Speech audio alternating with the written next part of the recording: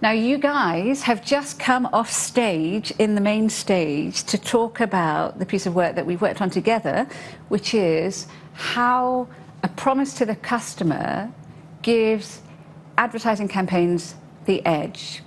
So we're going to spend a little bit of time talking about, I think, the journey that we went on, how we started to think about a possibly new mental model and a heuristic. But before we do that, and also what we found, but before we do that, I'd really like to just get, like in 30 seconds or thereabouts, you know, why we started on this. What was the problem that we felt, you know, that needed to be solved? So we're going to go Roger, and then we're going to go Jan. What was the problem that you thought we were trying to solve? I think it was the challenge to branding and building brands over time from a push towards kind of online demand capture and away from brand building, and why that had happened and how we could help companies with that. Okay, I'm going to come back to that, but I'm going to go next to Jan. Jan, so what was the problem we were trying to solve? Here's the problem. Brand is incredibly important. It's incredibly important B2C, everyone knows that, but it's probably even more important in B2B. And the issue is, if you take 10 marketers and you ask them what their definition of brand is, you'll get 11 different answers. So it's a very important thing, but it's not using the right language to make itself heard with people outside of marketing, particularly the C-suite. So we need a new mental model for brand building that people who don't care about brand building actually understand. Yeah, I think that there's a lot in what you say, and I'm going to come back to that. But I just want to, Roger, in what you were saying, just talk a little bit about the experience that you have had in brand over the last 40 years. And when you advise CEOs, what is the sort of problem that they think needs, that you think they're grappling with, that meant that this piece of thinking that we did was helpful? Sure. Yeah, I think a couple things. It varies by the kind of client that I have. As Jan said, many in B2B don't conceptualize what they have as a brand. Even though they understand they have loyal customers, right? They don't think of it as a brand, and then don't think enough about how to build that over time. They often think that sponsoring a golf tournament, that's branding. So that the very sophisticated ones like Procter & Gamble, who I've worked with forever, understand and revere branding. But even in the more sophisticated companies, this idea of, well, we know when we pay for clicks that we're getting something for our branding kind of dollars, that is taking away from, here's how we should think about spending resources, time, energy, money on more fundamentally building the value of our brand. Yeah. So Jan, you are obviously the founder of the B2B Institute. I think it would be fair to say that the worldview of the B2B Institute is that brand building is the biggest untapped opportunity for B2B businesses. So given that that's the mission, you know, how does this piece of work fit in to that scope? And what is the problem of brand in B2B? Because I think you're right. I mean, you know, maybe there's a kind of completely heretical view that says in B2B, you think brand is important in B2C, but in fact, are kind of mentally, we're awash with all these kind of ideas of products and services, even when we don't use them. That's rarely the case in B2B. If brand in B2B is a signifier that somebody else took a chance on this and it didn't go wrong for them, maybe it's even more powerful. So you are, I think, 4 or 5 years into being an incredibly strong advocate of brand. Why are we now taking this kind of direction into a promise to the customer, which is 1, 2, 3, 4 words that doesn't include the word brand? Yeah, so we've done a lot of research at the B2B Institute with a lot of partners, including the Ehrenberg Bass Institute, with WARC, with other key players in the industry, to prove out the specifics of how do you build a compelling brand in B2B. But what we haven't done yet is bring this to an audience that's outside of the immediate circle of marketing.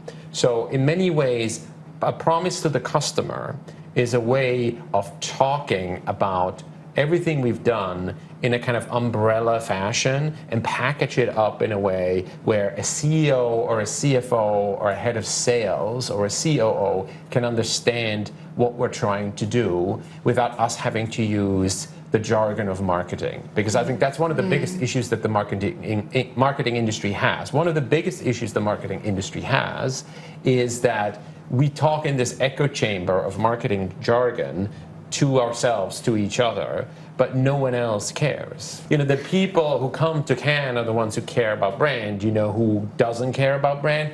Everyone else who doesn't come to Cannes, which seems to be quite a few more people than the ones who are here today. Yeah. Roger, we're in a really difficult and different economic macro than we were, I think, 18 months ago when certainly we first met. Yeah.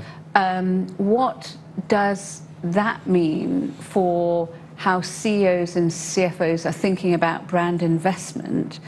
And do you discern that they're changing their opinion about where they can afford to place their bet? Well, I mean, this is like most times when you start draining the water out of a river, the rocks start to show, and it creates a greater choice point, I would say, for CEOs. Do they really believe that building something for the long term really is worth it or not? And if not, they are economizing, if you will, on brand building expenditures. I think the smart ones are saying, now's the time where others are going to do that, and we will use it as a time to lengthen our lead. But there you have to have sort of a model in your head that says, here's how we want our customers to feel about us. And then there's a set of things we have to do to have them feel that way. And we're going to do them because that makes business sense for us. If you don't have that strong conviction, you'll say, could we cut this without anything disastrous happening tomorrow? Answer, yes. Okay. Let's cut that. Though. Yeah, like Procter and Gamble, for example, could, I think, double its profitability by just eliminating advertising for a year. Very tempting. If they didn't have the kind of leadership they have, it would be very tempting. Because they have the kind of leadership they have, it's unthinkable, yes. Right? Because you have to invest in the long term, and any part of your customer franchise that you sacrifice for the short term is going to be doubly hard, even more, to get back in the future. But what's unthinkable for somebody who has that view of the importance of our relationship with our customers, for as many of there are ones who say, hey, that's a quick way to make our quarter. So we have a situation where the word brand, with which I think we are all, myself included, huge advocates, has a translation problem in that it means many different things to many different people. And those people who believe that brand is the biggest opportunity out there, particularly for B2B businesses, are trying to reframe the idea of brand as something simple. And the thesis that we came up with is a promise to the customer. Now, we didn't just kind of pull that out of the ether. We spent some time thinking about it. Maybe, Jan, you can just talk a little bit about why, we were quite careful not to try and reinvent marketing. Marketers don't need new stuff. In fact, marketers know exactly very well how marketing works. A promise to the customers, the thing that you were saying, it's something that speaks to other people. But if I were to take the contrary view with you and say, look, you just invented this kind of crazy idea, tell me why it should matter to me, how would you kind of defend the promise to the customer concept as within the scope, not outside the scope of what marketers currently do? First of all, a promise to the customer doesn't replace anything that marketing already does. So we're not trying to compete with any other mental models. What we're trying to do is simplify it and translate it in a way where other people who don't care about the topic of marketing and brand building that much actually can relate, and they don't get themselves off the hook and say, well, that's marketing's problem, or that's the brand person's problem, that's not my problem. Right? It should, the CEO, the CFO should know what they are promising to the customer and how they're going to deliver that, right? Everyone within the company should know that. And so it's important to remember that this doesn't compete. This is something that is a translation for people who need a very simple mental model to understand how value gets created, because the moment you tell them this is about brand building, they're trying to find a way to cut budget or to reallocate those resources, because this is not a world that they understand. So can your grandmother understand it? Can your CFO understand it? If you can hit both of those, then you can. That's exactly right. Okay, so then we set about working with Can I also say on that, if you can say it to your customers, and rather than being offended, right, they will actually be pleased. Yeah. That's a good test as well. Yeah. So when you talk to customers about performance marketing or demand capture, they're like, what am I, a target, right? Whereas if you say, here's what it's about. Here's about us making a promise to you about something you care about, and then us going away and fulfilling that promise for you. How does that sound? I don't think any customer is going to say, well, that's a terrible idea. You're exploiting me. No, it's good for them. So I think that's an important part of it. Yeah. And don't you think, Mimi, that it's hardwired into our brains to understand the concept of a promise in a way that a lot of other concepts are harder to translate or harder to understand? There's something in it. If you make a promise to me, there's something for me in it, and that automatically, from a sort of serotonin level, makes that relevant to me. If you give me kind of like 40 words that have nothing for me in it, then it's more difficult. Now, just in the time that we have left, let me summarize what we found in the research and how we set that about. So we worked with Walk, who are the data partner for Cannes Lions. We essentially looked at 2021 case studies for either awards winners or awards entries. We found that 808, that's 40%, had a promise to the customer at the heart of them, and 60%, so something like 1,200, didn't have a promise to the customer.